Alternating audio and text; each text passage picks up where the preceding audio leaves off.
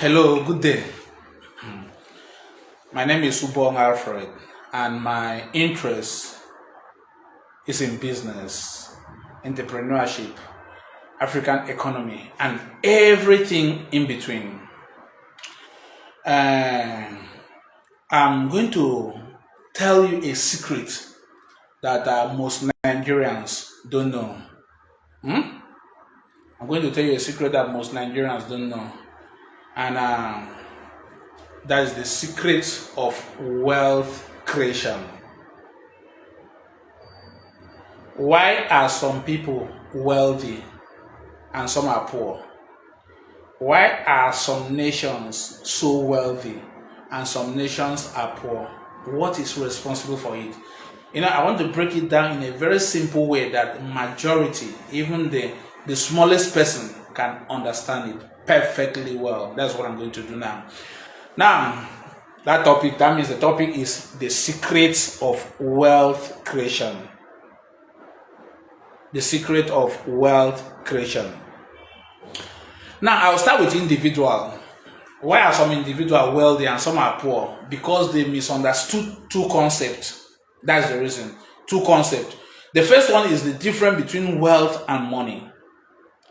Majority of people do not understand that there is a big difference between wealth and money.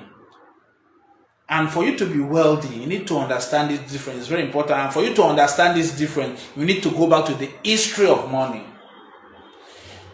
Before money was created or invented or brought into existence, there was a system in place called trade by barter. We all know what it means. During those era, there were rich men and there were poor men.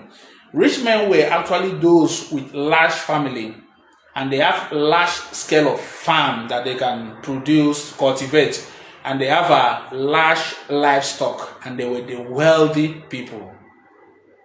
They were wealthy because they have enough livestock that they can take one of their goods, go to market, drop it, and get kai kai from the people that produce kai kai.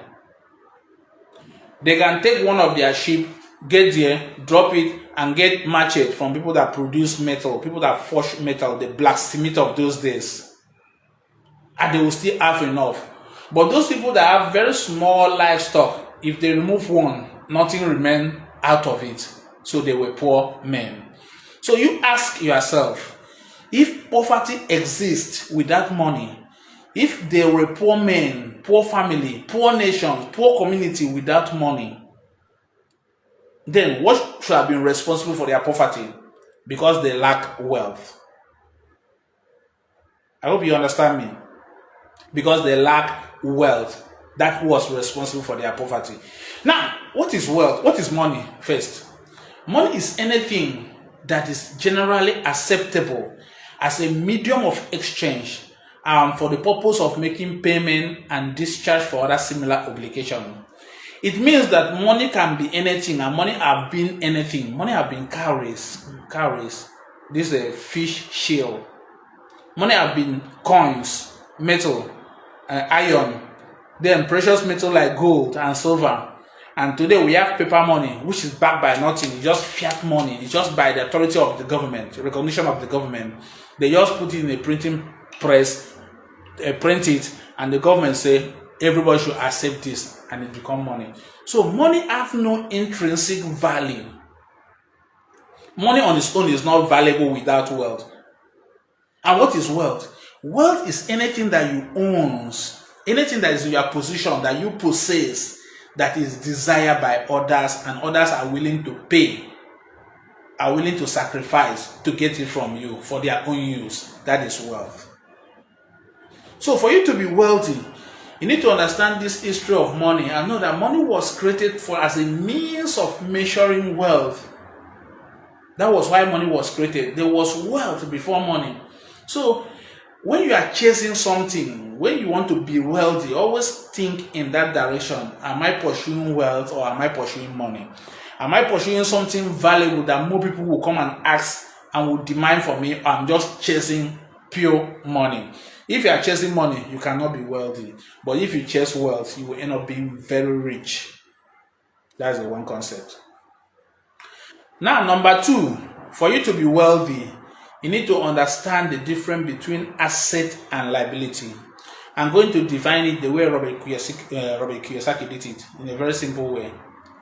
Asset is anything that have the capacity, anything we own that have the capacity to bring more money to us, that have the capacity to generate more money, that have the capacity to generate more than it costs to produce or to provide it or to buy it. That is asset. And what is liability? Liability is anything that we own that takes money away from us or does not have the capacity to replace the money that we use in buying it.